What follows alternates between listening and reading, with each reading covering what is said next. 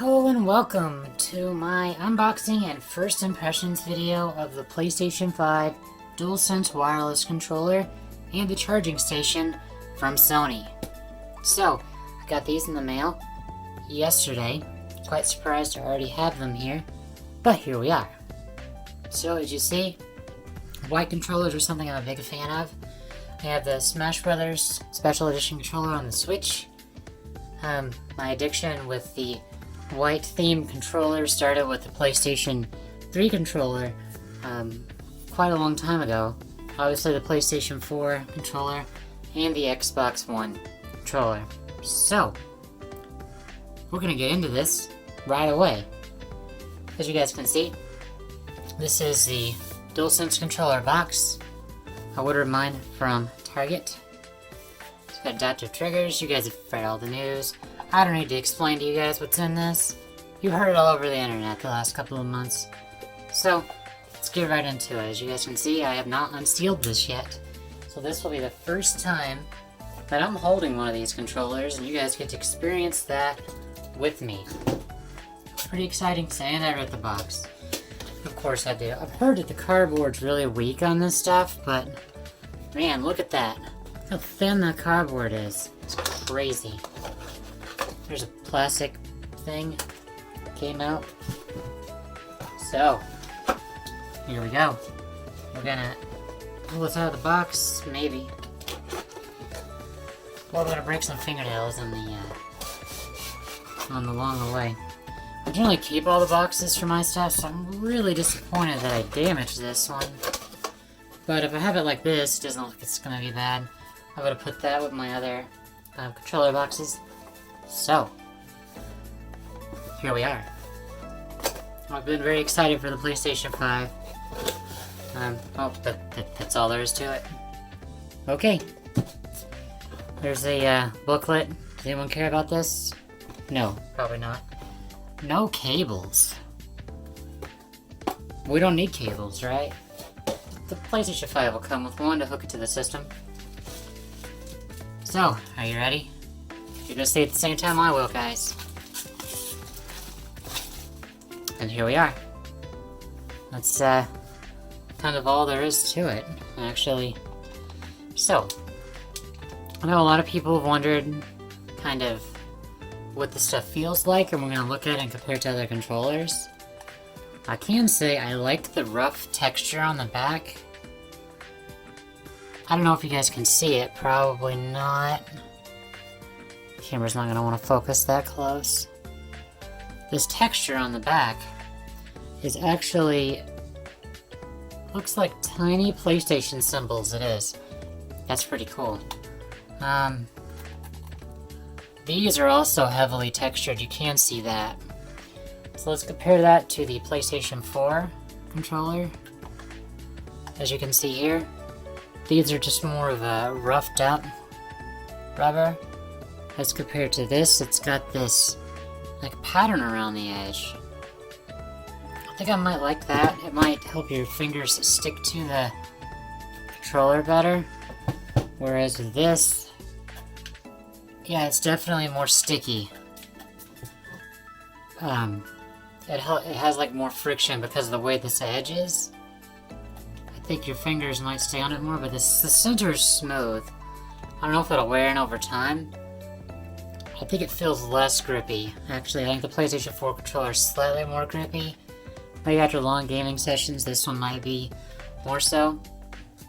I really don't like the just translucent buttons. I wish they had color. So we're gonna do a field test on the buttons. Make a nice clicky sound. Whereas this one, it's more of like a membrane keyboard feeling to it. It's not just just a button press. I think for games like Hades, this would be great, but it's probably not going to work on PC that well. Actually, these have more weight to them. This might wear your hands out faster. Or maybe just because I've played with these controllers so much. I don't know which one I like better. This one definitely takes more pressure, so you know that you actually pressed this button. This feels just flighty. You guys know how PS4 controllers feel. It feels more flighty, like it doesn't have very much resistance. This one definitely takes more effort to push it down.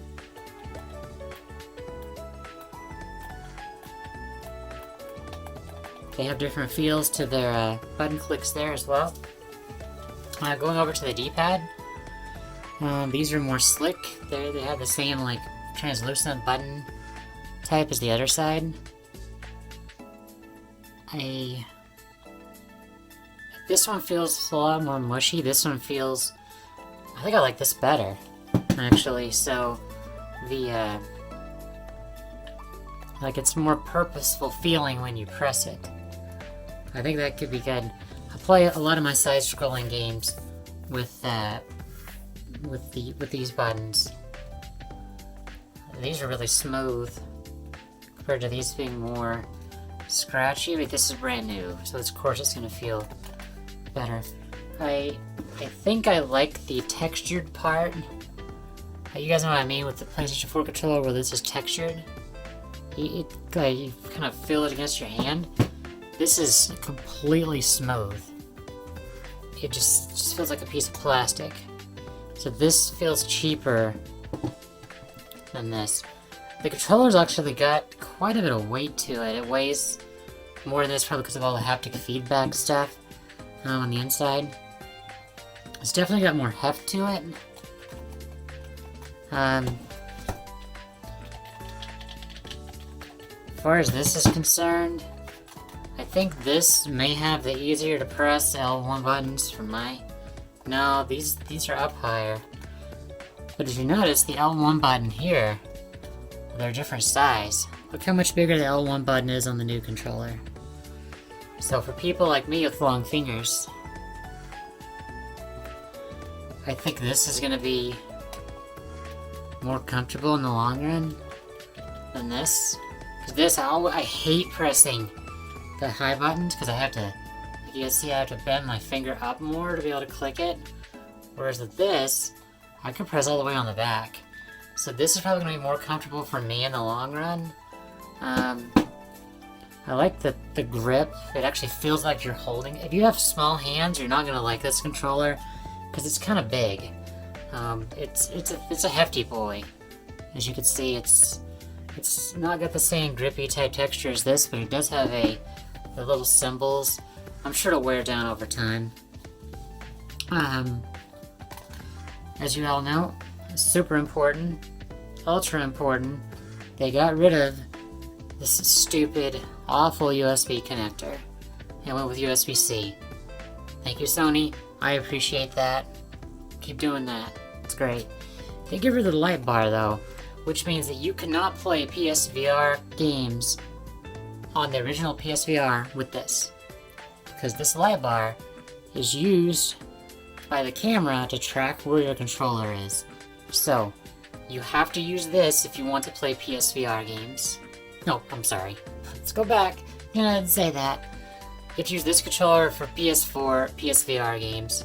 Otherwise they will not work. So, other feelings about it. Like the triggers, I mean, they have a longer draw distance, but they have that tech inside of them. As you could tell, they're a little wider. I mean, they're gonna have that awesome haptic feedback. Go check out Spawn Wave's channel if you want to see what the inside of it looks like. This still has the different clicky parts on both sides. Oh, there's a button here. Oh, that's to mute your microphone. That's right. It looks like they did leave the microphone port, so you can plug a microphone right into this. It's kind of a nightmare for streamers. I have trouble figuring out how to get the party chat to move over. I'll have to figure that out. But it's a pretty nice controller. There's obviously the create button. They took the words off because here it was share and options, whereas here it's just the create button and the start button. They're a lot smaller, and I think that you will be less likely to accidentally press them because they're raised up.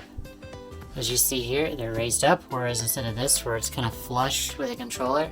So I think that this will be I think this is going to be an improvement, so I'm excited to actually get to use it. I do think that this is going to tire your hands out more if you're playing really fast games, because it takes more effort to press it, so I do expect you to get tired faster playing with this. Hope the battery life is better on this than the previous, but we'll see. I do like the D-pad though. The D-pad has some nice cushiony. Also has that same membrane feel, whereas the other one it's kind of, I don't know. I think I like this. So let's hold up the other controllers so we can see how big it is. So here is the controller next to an Xbox One controller, the new style that they came out with. I'm not a fan of Xbox controllers. I'm not. It's tolerable. Here's next to the PS3. Look how little this guy is. Look, it can like fit inside of it. It's so tiny. It's so tiny. It's so tiny. This obviously weighs nothing, even though it's a DualShock 3.6 They had really small motors in this one. And then y'all know how the Switch controller is. I think it's actually a little heavier than the Switch controller. Maybe just slightly. But obviously it's almost the same form factor as the Switch controller actually. If you look at them side by side, they're about the same. Now these have obviously clicky buttons. I'm not a huge fan of the D-pad. I mean it's serviceable, but this is a very good controller. I don't play enough Switch games anymore, but the Pro controllers for the Switch are very good. Super long battery lives. Okay, so now we've done that. Hope you guys have some good idea of what you're gonna think about the controllers, its size, what it looks like, etc. I think it's gonna be more comfortable for me because I have long fingers, but I think that these buttons will tire you out faster, so just keep that in mind. I'm gonna try not to rip this box. Oh, the woes of being a collector, wanting to keep all the things. Okay. So, here we have a book. We've got a hefty boy charger. Wow, that was, that's a big guy. And a little tiny dock. And it looks like a actual power cord for the system. Wow, this thing must use a ton. How much power does this thing use? 5.1 volts, 2.8 amps, 14.3 watts. It's not that much. I'm just kind of surprised it needs that. Alright, so here we go. Here we go. You guys ready?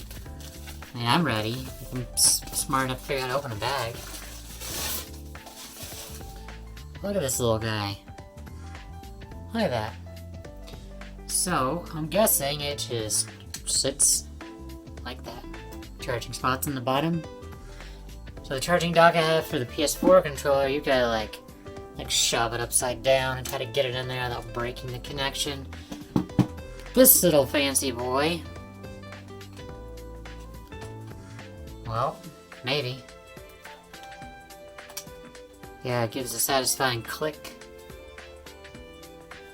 And it's there. Obviously I'm going to have one from the system itself. It does click down, as you can see. I like that it's the same styling as the system. Like, this is really cool to me that they... Like, I like the design. It's a big console. I'm not entirely sure where I'm going to get it to sit in front of the TV. But, I do like... Is there a plastic coating on this? Hold on, guys, 1 second. No, I don't think so. But to the Sony symbol, there, obviously, I'm just gonna have the two controllers. But they will sit back to back. We'll just simulate this being the other. Yeah. So it's not too obtrusive. It doesn't weigh that much. I mean, it weighs, no, more than that. I'd say it's about the same as Weighs about the same as a PS4 controller, a little lighter. Yep, so that's where we're at, guys. That's all we have. Thank you guys for watching.